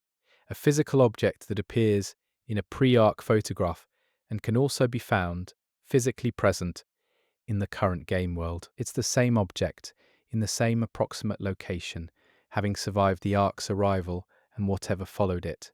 The object isn't valuable or specially marked, it's just there, stubbornly continuous, a small piece of evidence that survival is possible if you're in the right place and you don't break. Chapter 7: Theories, Signals, and What Might Come. The Ark Raiders community has developed several major theories about what the Ark actually is, what it wants, and what the game's story is building toward. These theories aren't presented here as true. They're presented as the most compelling interpretations of available evidence, and the game's lore supports them unevenly, which is itself interesting. The first major theory is that the Ark is not a weapon or an invasion force, but a survey tool. The evidence for this comes from the Ark entity's behavior, specifically the cataloging behavior noted in earlier chapters, and from the structure of Ark material debris, which shows sensing and recording components more prominently than offensive or destructive ones. If the Ark came to measure and document the Earth rather than to attack it, the destruction it caused was incidental, collateral to a purpose that isn't hostile. That reading makes the Ark more disturbing than a simple invasion, because it suggests the Earth wasn't worth fighting over. Just worth noting, the second major theory posits that the Ark has been here before. The evidence is in geology, in the way certain deep soil layers in the game world show Ark material contamination at depths that predate the game's events by centuries. The current Ark event isn't a first contact, it's a return. And if the Ark has been here before, whatever it found the first time is what brought it back. The question then becomes what the pre-Ark world had that the Ark was interested in, which is a question the game has placed many seeds of an answer to throughout its lore. Theory 3 is about the shelters themselves. The most structured version of this theory holds that the shelters weren't built in response to the Ark's arrival. They were built in preparation for it. The evidence here is in the construction dates implied by the material layers, and in the fact that several shelter sites have foundations that predate any publicly known emergency response to the Ark. Someone built the shelter foundations before the Ark arrived. If you follow that thread, someone knew the Ark was coming. There's a theory about the faction called the Correspondent. The theory holds that the Correspondent is not a person at all, but a channel, a means of communication, possibly with the Ark itself. The evidence is circumstantial but accumulated. The Correspondent's decisions are consistently good predictions of Ark behavior. The Correspondent's communications are always brief, and the one physical description of the correspondent available in lore documents describes a person whose eyes are described in unusual terms, in terms that players have noted match the visual description of an Ark entity sensor. One of the community's most discussed theories centers on the Ark entity that appears only 3 times. The theory is that this entity is moving toward the edge of the accessible map because it's been sent to mark a boundary, the boundary between the accessible game world and whatever lies beyond it. The Ark is preparing something in the space the game doesn't show you, and this unit is part of that preparation. If this theory is correct, the next stage of the Ark's activity won't be on the surface at all. There's a theory about time. The pre-Ark calendar anomaly noted in Chapter 4, the month that shouldn't exist in the document's dating system, has generated its own branch of theory. The most developed version holds that the Ark's arrival didn't just change physical reality, but disrupted temporal consistency in ways the survivors don't have the framework to detect. The calendar anomaly is a symptom. There are other temporal inconsistencies in the game's documents if you look for them. Dates that don't add up, chronologies that don't cohere. The Ark may have done something to time. The Shelter founding document from the faction whose founder appears to have known the Ark was coming has generated a theory about prior knowledge more broadly. Players have compared this document to others that show anomalous advanced knowledge of Ark behavior, good positioning before documented events, avoidance of areas that later became significant, and found enough examples to suggest a network. Not one person with advanced knowledge. A network of people who were watching the Ark before it arrived. Some of these people appear to have ended up in leadership positions in major factions. The network, if it existed, would now be woven into the Shelter system's power structure. There is a theory that the Ark material the players harvest has a function beyond the game's crafting system.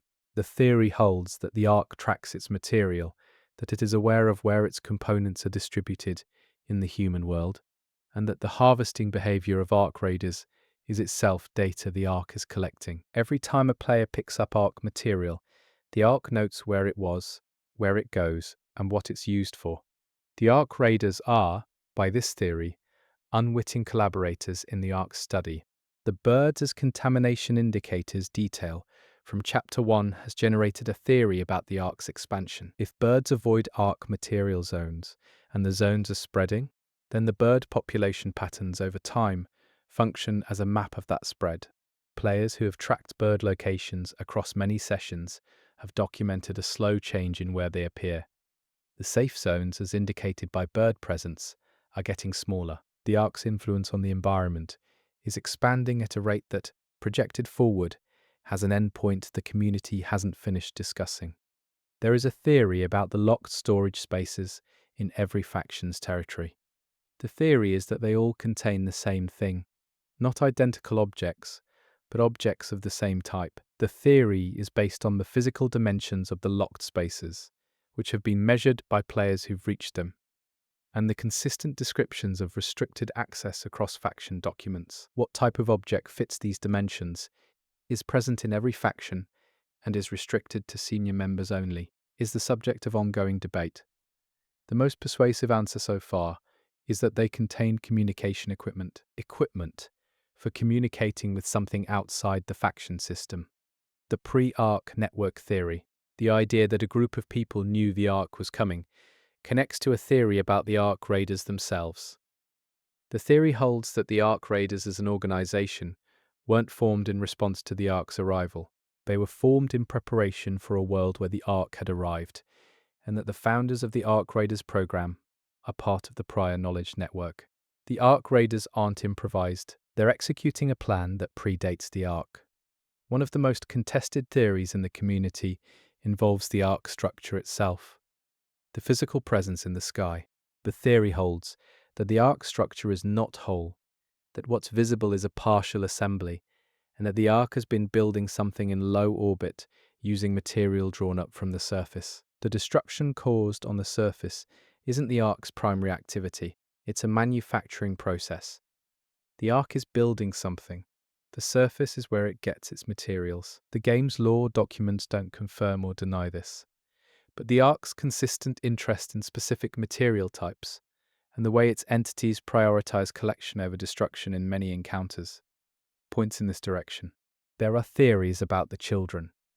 The shelter-born generation, growing up in a world where the Ark is a permanent feature of the sky, not an event, but a condition.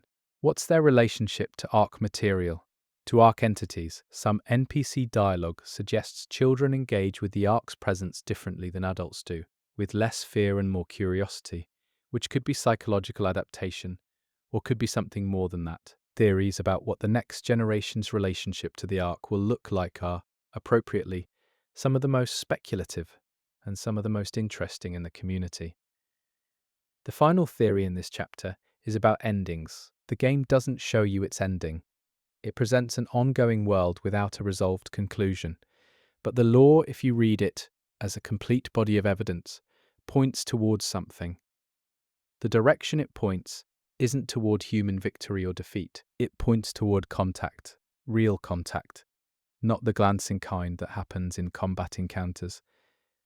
A moment of actual communication between humans and the Ark. What that communication would look like, whether it would be recognizable as communication, and what could possibly be said across such a distance, is the question the game seems to be building toward. And the fact that it hasn't answered it yet is either because the story isn't finished, or because some questions are better left to keep asking. Chapter 8. The ones nobody talks about.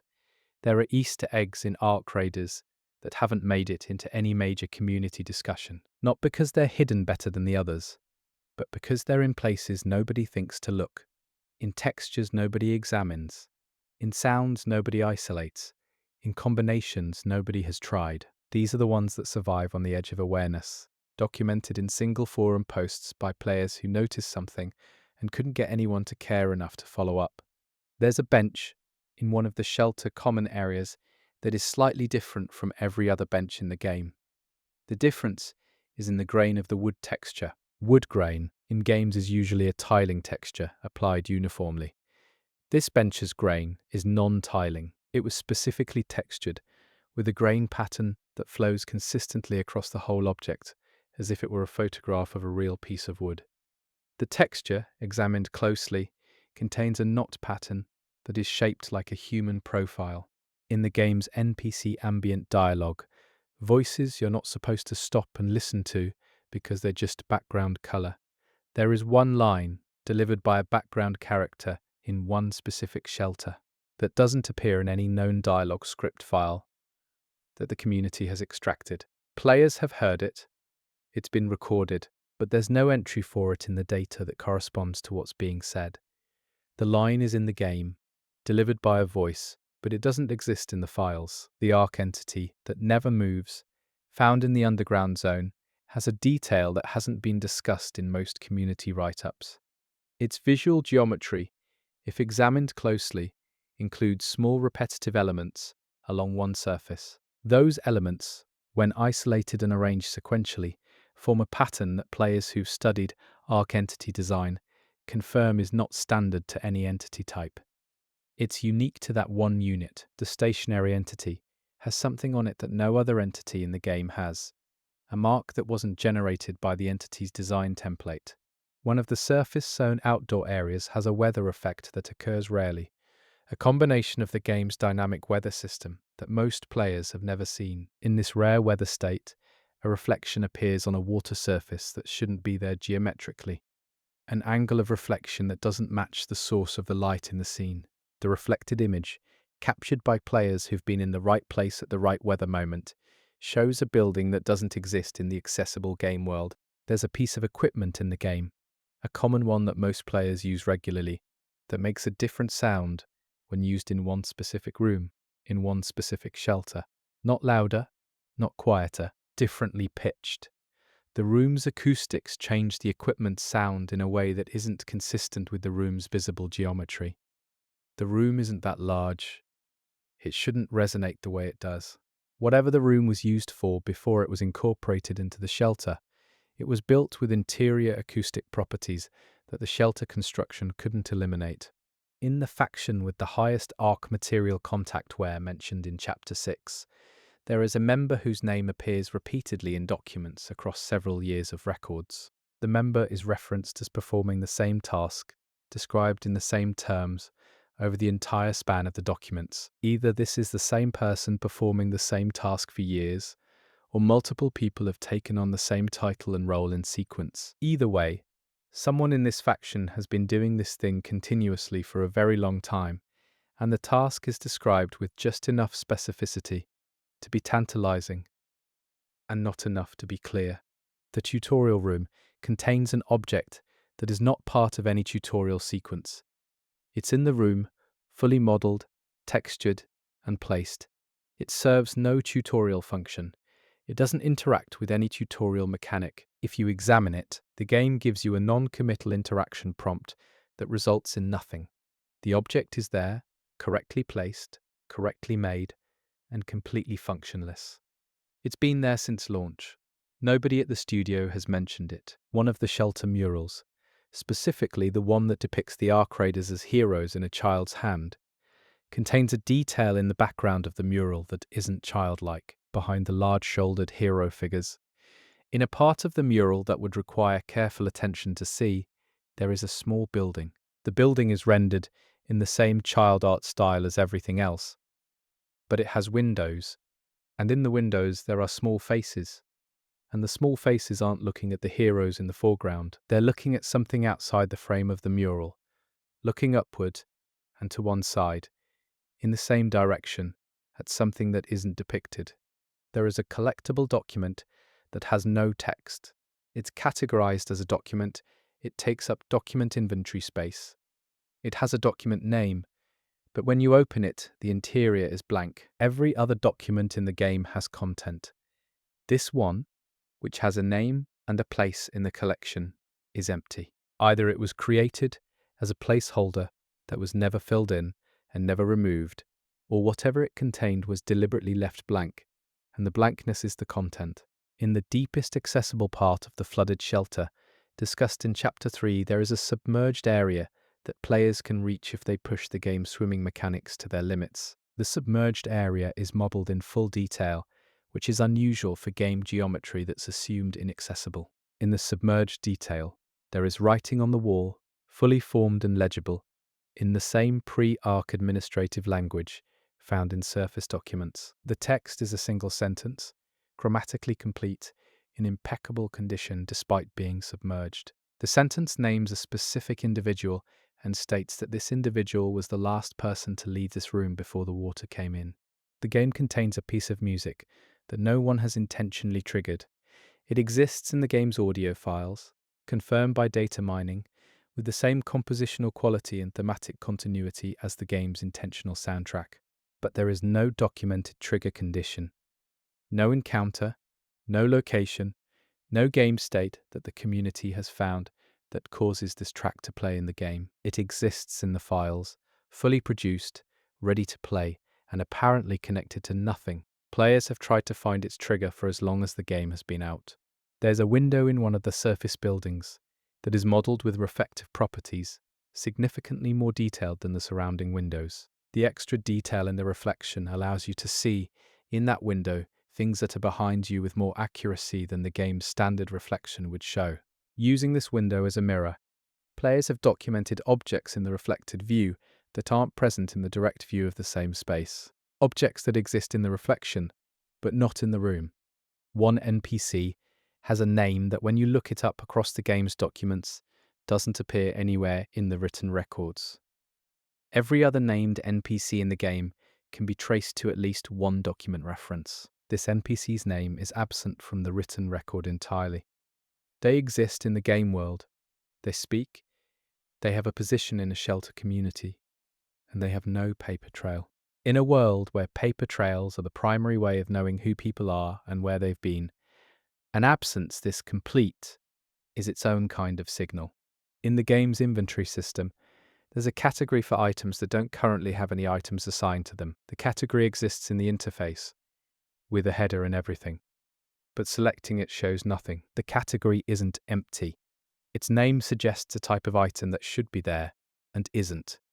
The category has been there since the game's earliest accessible state. Something was supposed to fill it, or will fill it, and hasn't yet. The game's map, fully revealed, has an area on its edge that shows terrain features extending beyond the playable boundary. This is common in open-world games, where the skybox extends past where you can go. But in Ark Raiders, the terrain in the out-of-bounds area matches specific geographical descriptions in lore documents about locations that the game's story references, but never takes you to. The game's invisible walls are at the edge of the story, not at the edge of the world. There is a room in one shelter that is on the map, but has no door. The room shows as accessible space on the shelter's internal map display. It has a designation, a room number, but there's no entry point in the physical geometry. The room exists on paper and doesn't exist in practice, or vice versa. Whichever is real and whichever is error, the discrepancy has never been addressed. One of the game's loading screen images, when rotated 180 degrees, shows a composition that makes as much visual sense as the original orientation. The image was designed to work both ways, which is an enormous amount of additional design work for something that only players who think to rotate it will ever notice. What changes between the two orientations, beyond the obvious geometric flip, is which elements are in the foreground and which are in the background. The rotation changes the story the image tells. In the shelter that showed evidence of internal conflict, in Chapter 3, there is an area that players have identified as the site of that conflict, based on reconstruction of the physical evidence. In that area, on the underside of a table, someone carved a name. Just a name. One word, carved carefully, not in haste. Below the name, a date. The date is after the shelter was established. The name, checked against every NPC and document reference in the game, doesn't appear anywhere else. The game's final accessible area, the highest tier zone, contains a single flower growing in a crack in the Ark contaminated ground, growing in the highest Ark contamination zone in the game, in material that has been shown through multiple environmental details to be hostile to biological growth. There is one small plant, and it's alive. And the last Easter egg, the 562nd detail in this collection, is this. In the game's audio, in a moment of complete quiet, in the spaces between ambient sound loops in the emptiest part of the highest Ark zone, there is a sound that lasts less than half a second. It's not a combat sound. It's not wind or water or structural noise. It's the sound of a human breath, steady, calm, as if someone is standing there, in the most Ark-saturated place in the game, and breathing. Just breathing, unhurried, as if they've been there the whole time. 2. You said, continue. For an additional 8 hours, continue. For an additional 8 hours, 2 Claude responded. 562 Ark Raiders Easter eggs. To fall asleep. 2. Continued. Chapter 9. What the ground remembers. The soil composition in Ark Raiders is not decorative. This is something that becomes clear only when you start paying attention to where the ground changes texture, where it shifts from one material state to another, and what those transitions correspond to on the broader map. The Earth here is a record. It remembers everything that's happened to it, and it shows that memory in its surface if you look at the right angle in the right light. There are areas of the surface world where the ground has a quality that experienced players describe as wrong density. The footstep audio, which Ark Raiders models with a level of care unusual even for games that care about audio, changes in these areas, not to indicate a different material, but to indicate the same material behaving differently, compressed differently. The ground sounds hollower than it should. What's underneath it hasn't been excavated, but the audio suggests something below. Erosion patterns in the game's outdoor zones follow the rules of real-world erosion, with one exception. Water moves downhill, as it should, and it carves channels in the expected directions. But in 3 specific locations, the erosion runs counter to the slope. Water has moved uphill, or something that behaved like water did. The terrain in those 3 locations was disturbed by something that moved with the force and consistency of water, but in a direction water wouldn't naturally go.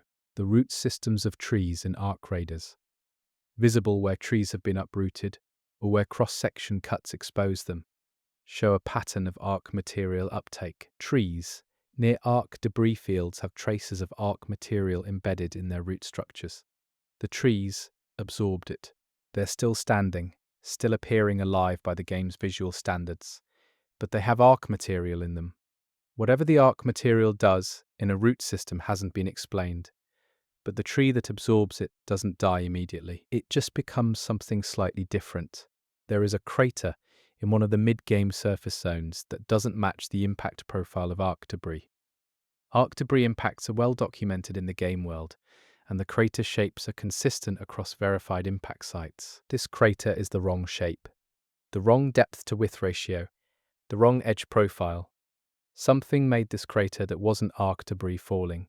Either something came up from below, or something was placed here rather than falling.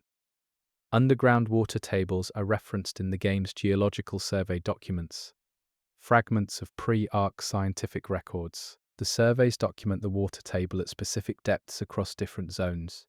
Cross-referencing these surveys with the current flooded areas in the game reveals that the flooding doesn't match the old water table data. The water isn't where geology says it should be. It's higher in some places, completely absent in others.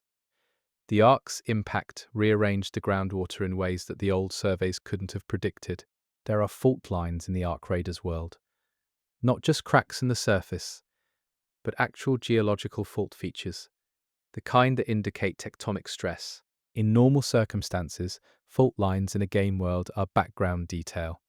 In Ark Raiders, the fault lines align with the concentric pattern of Ark debris noted in Chapter 1. The radial design of the Ark's debris field corresponds to pre-existing geological weaknesses in the ground, which raises a question. Did the Ark find the faults, or did the Ark's arrival cause them? The color of the soil changes as you move toward the higher Ark concentration zones. This happens gradually enough that most players don't notice the transition. At the edges of accessible zones, the ground is a standard earth brown. Moving inward toward Ark density, it shifts through grey towards something that could be described as bleached. The Ark is doing something to the organic content of the soil. The biology of the earth is being reduced. In one of the surface zone archaeological details, there's a layer visible in a road cut, where a road construction project from before the Ark exposed the geological layers below the topsoil. In the exposed profile, there's a thin, dark layer below the pre-Ark construction debris, a burned layer, pre-Ark, deep enough to predate any historical fire that local records would explain. Something burned here, deep down, before anyone would have thought to record it. The second visit theory gets stronger every time something like this shows up. There are spring water sources in the underground zones that produce water with a different visual property than the surface water. Where surface water is still and flat, the spring sources produce water with a slight luminescence. Not dramatic, not the bright blue of obvious game design, a subtle glow that you'd miss if you weren't looking for it. The ground is producing water that has absorbed something underground, something that makes it faintly luminescent, which correlates with the Ark material contamination noted in the underground ventilation systems in Chapter 1. The buried structures that appear in the game, the ones that pre-Ark construction accidentally cut through, or the Ark's impact exposed, are architecturally inconsistent with what the pre-Ark civilization was building. The exposed buried structures use materials that are known to be pre-industrial. They're old, properly old, far older than anything the game's pre-Ark civilization would have built and left below their own construction. There were people here before the pre-Ark civilization, and they built things, and those things are still underground. Soil sample documents in the game's collectible records describe testing done in the immediate aftermath of the Ark's first impacts. The testers were looking for chemical contamination. What they found instead was biological material, not human, not animal, not any category the testers had language for. The soil at fresh impact sites contained biological residue from something that had been in the Ark debris. The Ark brought organic material with it. The game's wind simulation, mentioned briefly in Chapter 1, doesn't just move debris, it transports Ark material dust. In sustained wind conditions, A fine particulate of Ark material becomes airborne and settles in new locations. Players who've tracked this effect over time have found that Ark material is slowly redistributing itself through the action of wind, spreading into areas where it wasn't previously present. The Ark's physical footprint is growing through the most passive mechanism imaginable. The wind is carrying it. There's a geological formation in one of the elevated surface areas that players have struggled to categorize. It's clearly natural in origin, not constructed, but it has properties that natural formations here shouldn't have. The formation is made of a stone type that geologically belongs to a different region of this landscape, the wrong rock for this location. It was moved here by natural forces a very long time ago. The forces required to move rock of that size and type over that apparent distance would have been significant. The ground here has a history of large, sudden events that predate everything in the game's historical framework. Underground tunnels in Ark Raiders have a consistent feature: junctions. Every tunnel system has more junctions than a utilitarian design would require. More branching, more options, more redundancy. Pre-Ark infrastructure planning gave these tunnels multiple ways in and out of every section. At the time, this was probably emergency planning, ensuring no single blockage could trap anyone. Now it means the underground world is more navigable than it should be, more connected. The planners of the old world accidentally built a useful network for the people surviving in the new one. There's a spot on the surface where two different types of ground material meet in a straight line. Too straight for natural geology. The boundary between the two soil types is perfectly linear, which means it was cut by something or placed by something. Natural soil boundaries don't form perfectly straight lines. Someone, at some point, created a boundary between two different types of ground. The purpose of such a boundary, at this location, given what the two ground types appear to be, is unclear enough to be interesting. The structural integrity of pre-Ark buildings in the game follows a general rule. Buildings on certain soil types have survived better than buildings on others. The correlation between soil type and structural survival isn't just about drainage or foundation stability, the usual engineering considerations. There's a third variable. Buildings on ground with higher Ark material contamination in the subsurface have, consistently, worse structural survival than buildings on lower contaminated ground. The Ark material is doing something to the ground that affects what's built on top of it. In several underground spaces, there are handprints in the clay of the walls, not decorative, not graffiti. The kind of handprints you make when you're steadying yourself in the dark against a wall. They're positioned at regular intervals along corridors, as if someone moved through these tunnels in darkness, with one hand on the wall. The height of the handprints is consistent throughout. One person, or people of the same height, moved through here repeatedly, in the dark, hand on the wall. The deepest accessible underground zone in Ark Raiders has a floor that is smoother than any floor above it. Not polished smooth, which would suggest construction. Abraded smooth. Something with mass moved across this floor repeatedly over a long period. Not human foot traffic. The abrasion is too broad and too uniform for human movement. Something large moved back and forth across this floor until the stone was worn smooth. It may still be doing so in areas that aren't accessible. And the final detail in this chapter about ground memory.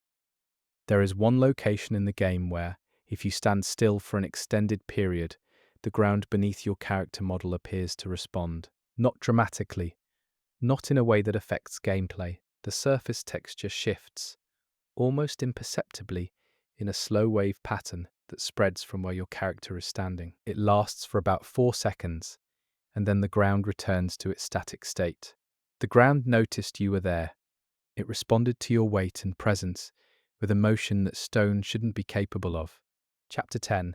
Communication in a Broken World. Language in Ark Raiders is layered in ways that deserve a full chapter. Not just the written language found in documents, but the full range of communicative acts in the game. The marks, signals, symbols, sounds, and absences that people and entities use to convey meaning when conventional communication infrastructure is gone. The game has built a complete ecosystem of informal language, and most players walk through it without reading a word. The shelter signal systems, the way shelters communicate with each other and with Ark Raiders in the field, are documented in operational manuals that appear as collectibles. These manuals describe a system that was clearly built from scratch, an improvised protocol developed by people who had communications training, but no functioning communications technology.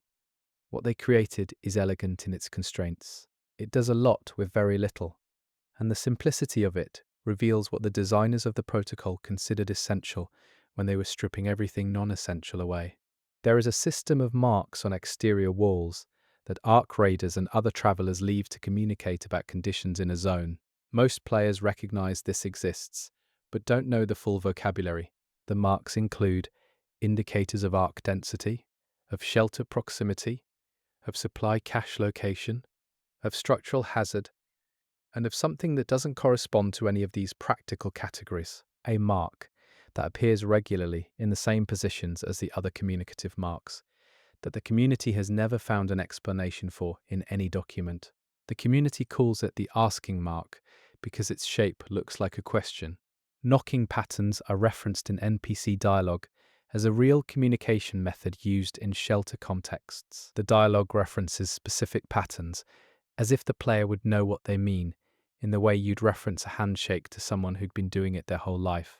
The patterns aren't explained, they exist in the game, as implied knowledge that the shelter world shares, and outsiders don't. The implication is that the shelters have developed a whole, percussion-based language for communicating through walls and doors, in the faction whose internal language includes a question rather than an assertion. There are documents that use a specific formatting convention. Certain words are written with a different letter spacing than the surrounding text. The changed spacing is subtle, the kind of thing your eye registers as slightly wrong without knowing why. Extracted and read separately, the unusually spaced letters in these documents form a parallel text, a second document hidden inside the first. For readers who know to look for the spacing, the radio transmissions accessible in-game, the ones from the shelter radio equipment and the frequency that produces a pattern, aren't the only radio content in the game. There are background radio sounds in certain locations that most players take as ambient noise. These background sounds include, on careful listening, structured content. Not the static with pattern of the main radio Easter egg. Actual voice transmissions, compressed and degraded, but recognizably human, discussing something in terms too fragmented to fully understand. These background transmissions are from somewhere. They're reaching the game world from a source the game hasn't identified. The visual language of faction territories, the way each faction's space communicates membership, boundary, and meaning through non-verbal signals, is consistent enough to function as an actual territorial communication system. New players intuitively understand some of it, the color coding, the spatial arrangements, but the system goes deeper. The exact placement of marks relative to architectural features carries meaning. A mark at eye level versus a mark at knee level from the same faction means different things. The faction's visual vocabulary has grammar. There are locations in the game where two different communication systems overlap, where shelter signals and Ark entity behavior patterns appear in the same space. The convergence isn't noted or explained in the game, but in these locations the Ark entities behave differently than they do in spaces with only one communication layer, as if the overlap of two communication systems creates a third thing that neither system intended, as if the Ark is reading the shelter marks alongside its own signals and responding to the combination. One of the game's most fascinating communication details is the sound that plays when you pick up a lore document. The sound is the same regardless of the document's content.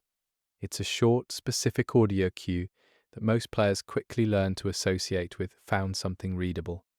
But a small number of documents, specifically those in the highest Ark contamination zones, play a version of this sound that is infinitesimally different from the standard. The pitch is fractionally lower, the duration is fractionally longer. The game treats these documents as slightly different from the others. They have a different sonic signature. Something about them is heavier. Sign language appears in Ark Raiders in a form that most players would miss because it requires watching NPC animations at a level of attention that nobody normally applies.